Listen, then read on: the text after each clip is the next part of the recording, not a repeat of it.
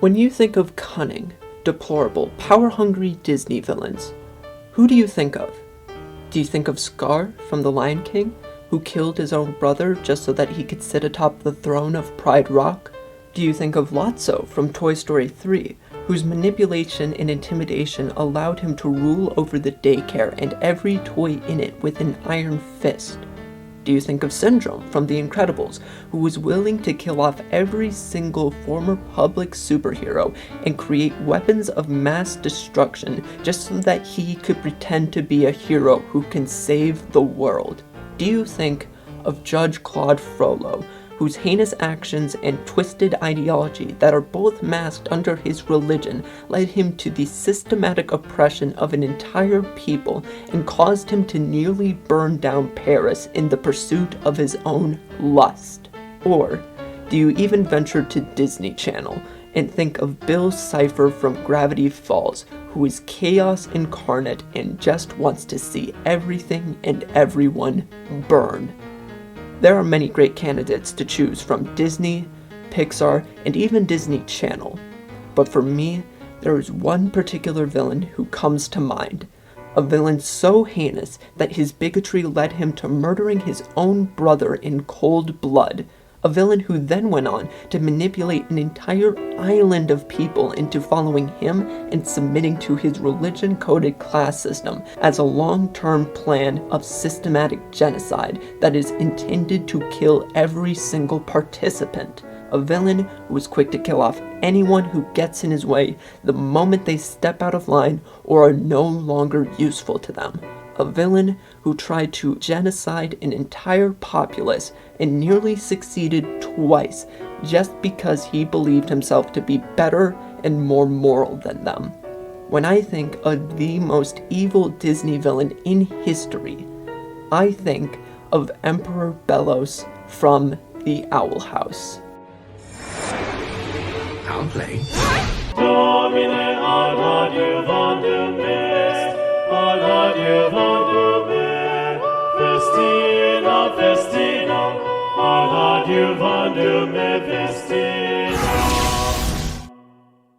The Owl House is my favorite animated show of all time.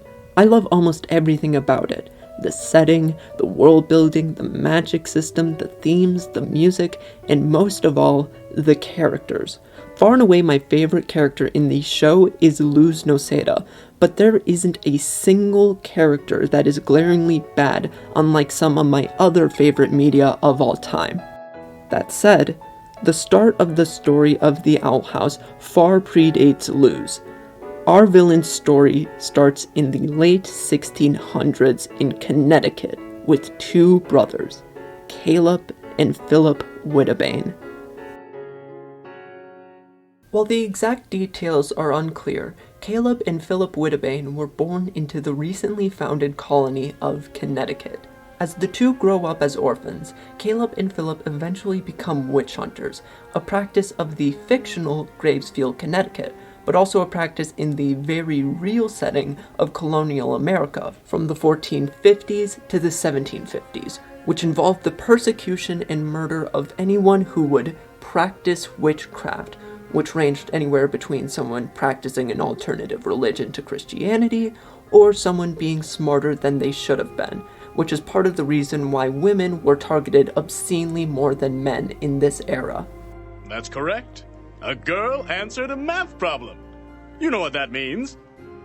A witch! The most infamous event in this era of humanity were the Salem witch trials, which happened in Salem, Massachusetts from 1692 to 1693, not very far away in time or space from the fictional Wittebanes. The two started as witch hunters in their early childhood and continued as witch hunters into their teenage years.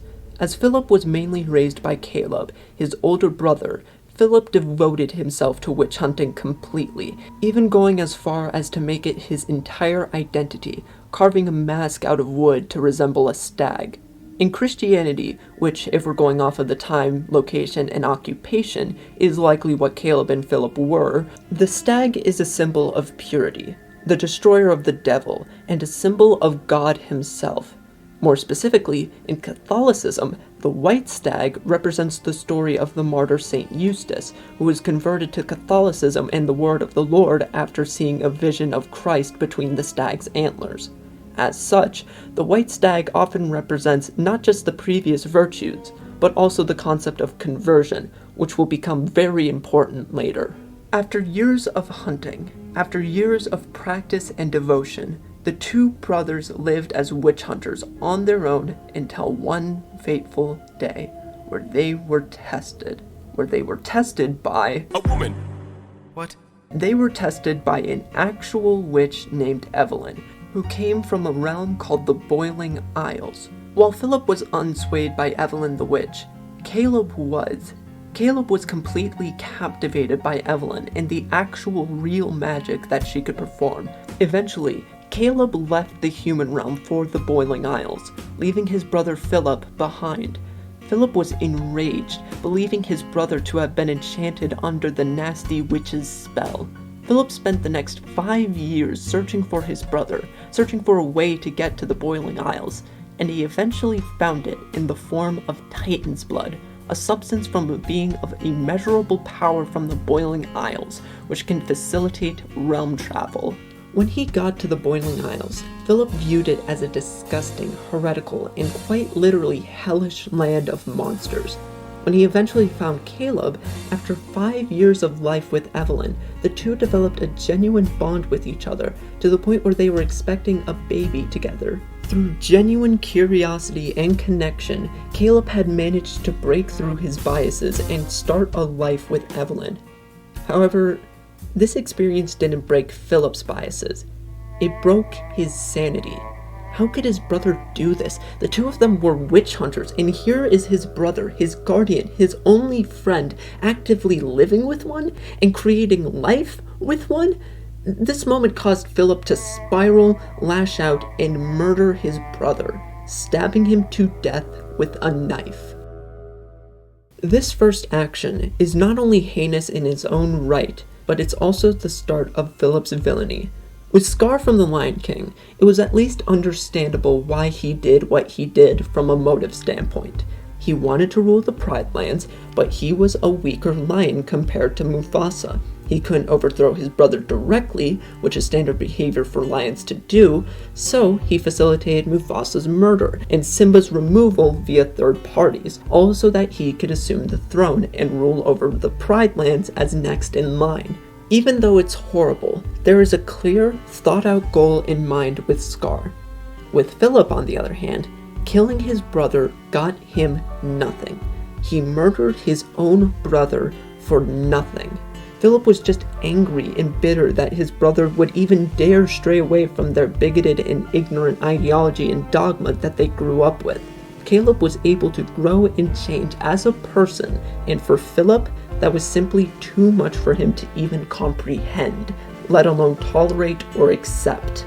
After using his only source of Titan's blood to enter the Boiling Isles, and after Evelyn fled with the only permanent portal between the two realms, Philip was now stuck in the Boiling Isles. This meant that Philip would, unfortunately, have to start learning the ways of this world. He would go on to study the history, culture, and magic of the Boiling Isles, determined to find a way home. Through these studies, he would eventually discover hidden glyphs in the environment of the Boiling Isles, which when used, allowed him to use magic in a similar way to the witches and demons of the Isles, with one small difference. For witches and demons, their magic source is internal and biological, quite literally coming from the heart.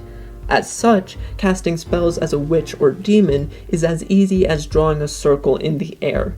For Philip, he has to draw his glyphs on something physical, like the environment, a piece of paper, so on. So, in an attempt to circumvent this flaw, he decided to experiment by carving glyphs into his own body with a knife. This would ultimately backfire, and the glyphs now cause his body to turn to sludge and violently morph against his will. The only way to stave off this self-inflicted curse is by consuming palisman, sentient magical beings made out of wood that act as conduits for magic, often being used as staves by witches. After years of wandering, research, and failed attempts to return home, Philip eventually came across a tablet containing the trapped spirit of the Collector. He was able to acquire this tablet after multiple failed hunts for it, resulting in the deaths of all of his former colleagues, but also the near death of Luz and Lilith, who after time travel shenanigans are the people who helped him acquire the tablet after being misled by him. Going back to the tablet, the Collector is a childlike being of the stars, whose version of playtime involves stripping the sentience from an entire island so that they can be used as his action figures. The only way the Collector was stopped was thanks to the Titan that now composes the main island of the world setting. Philip and the Collector make a bargain, wherein the Collector would teach Philip magic, including the draining spell, which would drain the magic from any creature branded with a special sigil and ultimately kill them. Philip plans to use this spell in order to exterminate everything in the Boiling Isles, cleansing the world of this perdition. In exchange for this magic, when Philip achieves his goal, his end is to free the Collector from his prison before he goes back to the human realm. In order to achieve his plans, Philip would adopt a new persona, Emperor Belos. Touting himself as the greatest witch to ever live, even carving his ears to have points like witches' ears, Belos started to spread his propaganda about the people's misuse of the Titan's magic, declaring himself as the only one who can commune with the long-deceased Titan. Given Belos' background, it's not an unreasonable claim to say that he got this idea from the Pope, a figure in Catholic worship who is able to speak to God directly and proclaims themselves as the supreme arbiter of the Church. According to Belos, witches were never supposed to have full access to the Titan's powers, declaring such greed for power to be heretical, which is insanely ironic, but whatever. As such, the only way to change for the better is for a witch or demon to declare themselves to one type of magic and restrict themselves to just that one type in a group called a coven. Over the years, keeping himself alive with palisman, Belos is able to use his cunning and manipulation to influence large groups of witches into this system, getting them to give up a majority of their magic in order to serve Belos. And eventually, the entire island would adopt this system. For each witch he converts to his ideology, that witch is branded with a coven sigil, which divides them into certain groups and restricts their magic. Members of the Plant Coven can only use plant magic, members of the Illusion Coven can only use illusion magic, and so on. The one exception to all of this is the Emperor's Coven, who serves Belos directly as his own private military, and who are able to use any type of magic that they want. The Coven system is one of the most interesting aspects of Belos' reign because of how well written it is. In one fell swoop, Belos is able to create a class system where most of his population have less available power to fight back against him, while his own private army has all the power that they need. But the thing is, once he's able to achieve his goals, once everyone has a sigil, including his army, they will all be killed by that same system that Belos put in place. Add in the fact that people are willingly subjecting themselves to the Coven system because of Belos' propaganda tactics that are similar to real-world religions, and it creates one of the most horrifically fascinating instances of a villain's wide-scale manipulation over their people. And the thing about all of this is that it isn't death for the sake of death. Belos genuinely believes that what he is doing is not only correct, but moral and righteous.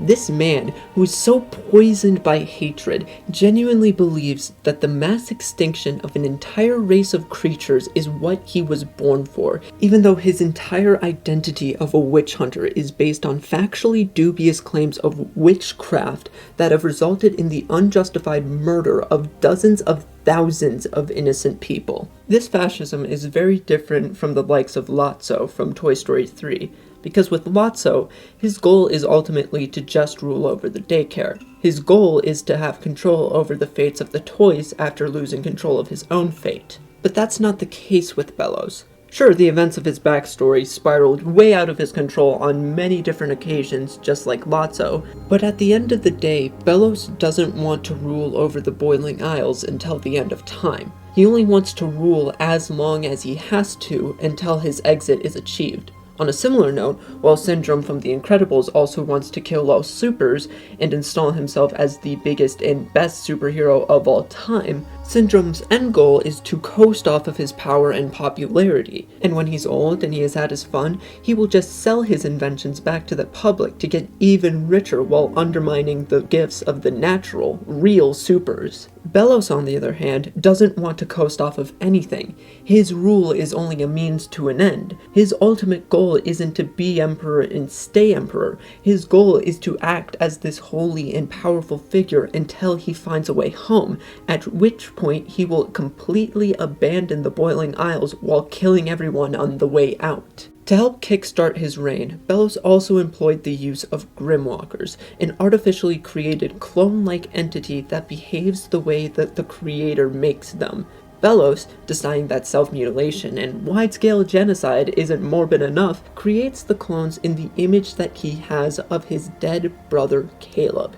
He gives each clone the title of Golden Guard, as well as a unique name for more personal encounters. Belos pretends that the given Grimwalker is his nephew, and that the rest of their family was killed by witches, which is hypocritical and messed up for very obvious reasons. These Grimwalkers, not having the physiology to cast magic, are also given special staves that harness artificial magic in order for that given Golden Guard to serve Belos' plans. While Belos has only one Golden Guard at a time, he has created dozens, if not hundreds, of Golden Guards. Whenever a Golden Guard would fail him, or whenever they would stray too far from the image that he has of Caleb, that Golden Guard would be disposed of, and the next would take his place. In between their creation and their murder, we learn a lot about how they are treated in the form of Hunter, the most recent Golden Guard clone in the series. From his introduction, we see Hunter is an overworked, underappreciated, and physically mutilated teenager.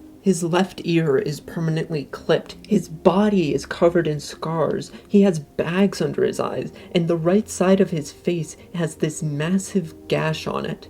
To borrow words from Idol Scree, who has really good videos about the Owl House that I recommend, the fact that Hunter has a scar like this, despite being in a world with healing magic that can fully heal wounds without leaving a scar, that means that Hunter was maimed and then deprived of medical attention from Belos afterwards. And even though it's not shown on screen, we know this to very likely be the case, because not only is Belos emotionally and mentally manipulative, but he is also physically abusive towards Hunter, and presumably all former Golden Guards. This is an incredibly messed up situation on its own, given that Hunter seems to be about 16 or so, but it's so much worse when you remember that this is supposed to be Caleb, Philip's older brother, that is being murdered again and again and again until Philip can finally get him right. If we are going off of the movies alone, Judge Claude Frollo from Hunchback of Notre Dame is the most evil Disney villain, bar none, full stop. His self-righteousness has led him to the persecution and murder of the Romani people, and his lust for Esmeralda specifically has led him into trying to burn down all of Paris just for this lust. All the while, he assumes the persona of a moral judge, taking in Quasimodo in order to keep up the public appearance and the morality that he maintains under the eyes of his lord. But even under his care, Frollo actively abuses Quasimodo physically and mentally, and the thing that makes Frollo all the more evil is that his modus operandi of shrouding his evil deeds in the veil of Christianity is even reflected to this very day in modern society. In many ways, Frollo is the realistic, grounded, and non-magical version of Belos. But the thing is, Frollo isn't killing Quasimodo.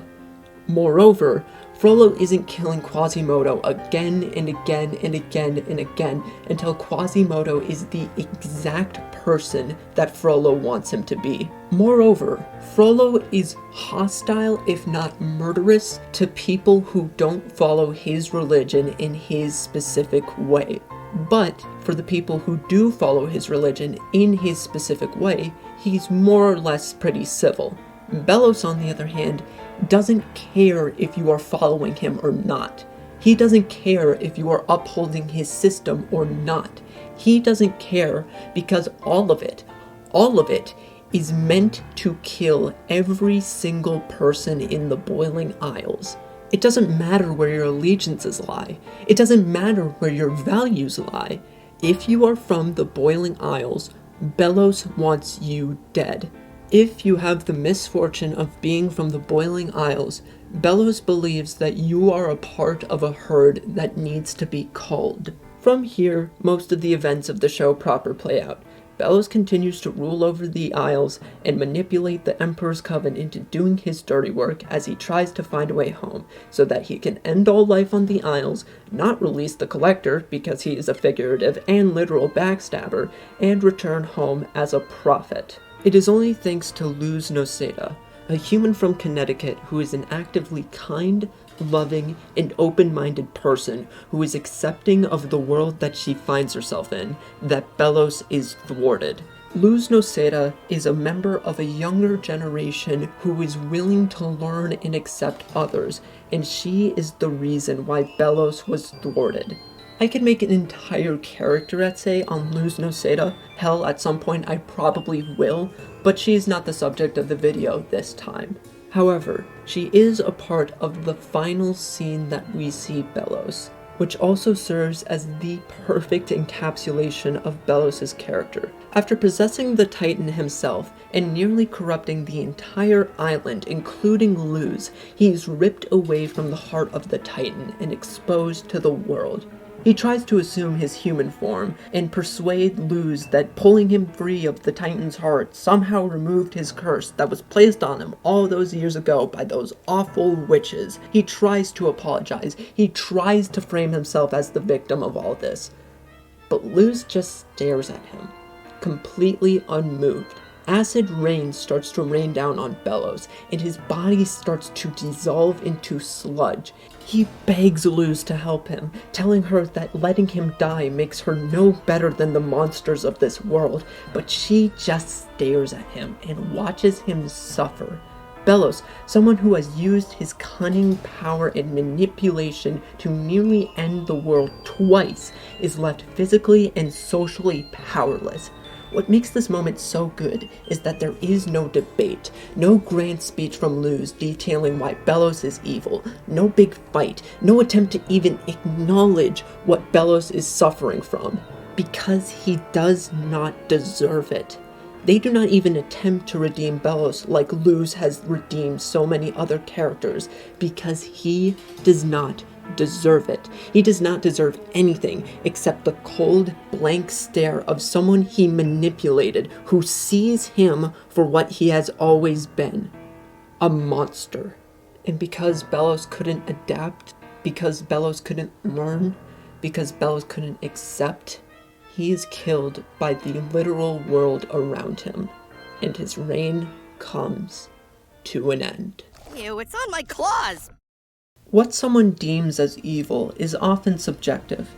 Even with this video essay, even with my points and arguments, if you made the argument that any of these characters that I have mentioned, or a character that I have not mentioned, is a more evil Disney villain than Belos, then that is completely fair. However, there is one character that I have brought up who I have not yet compared to Belos: Bill Cipher. Bill Cipher is a triangle-shaped demon from the nightmare realm of Gravity Falls who, quite frankly, wants to kill everything. Throughout the entire show, Bill Cipher's one and only goal is to assume his full form in the real dimension and simply do whatever the hell he wants with zero regards to consequences or basic morality. Bill Cipher, if he was allowed to, would do things that make Belos' genocide attempt look like a speeding ticket. But even so, I still maintain that Belos is more evil for one reason. Bill Cipher is chaos. He is a being of chaos who is determined to create more chaos. He wants everything to suffer equally, but as such, there is an aspect of fairness to his motive. He isn't trying to make any one group of people suffer. Belos, on the other hand, is very specific. He wants to exterminate an entire dimension of witches and demons because of his bigotry and hatred that he has held onto for hundreds of years. And at least with Bill Cipher, at least with him, if you help him achieve his goal, he will hold up his end of the bargain. With Belos, there is no such guarantee. Belos and his malice is targeted and inherently unfair, and he will do whatever it takes to achieve his goals, and he will not rest until the entire Boiling Isles is exterminated. And I find that to be way more evil than chaos itself. Emperor Belos is one of the best characters in the Owl House. While Disney, Pixar, and Disney Channel have had great and iconic villains in the past, Belos stands at the top of the list for me, out of all three branches. Everything about him is great, from his backstory, to his design, to his themes, and even his voice acting and writing. While there is fun to be had with a tragic villain that we can't help but sympathize for, or a villain that's just evil for the sake of evil with no greater motive, there is nothing like that with Belos. Belos is a thoroughly evil character who spent his entire life looking for ways to justify his violence, hatred, and bigotry, who eventually wormed his way to the top of an empire of his own design, enforcing his will onto the population for hundreds of years, only for a singularly compassionate and courageous girl from his home to tear him off of his throne and shatter his reign. He was despicable through and through, and he was an absolute monster.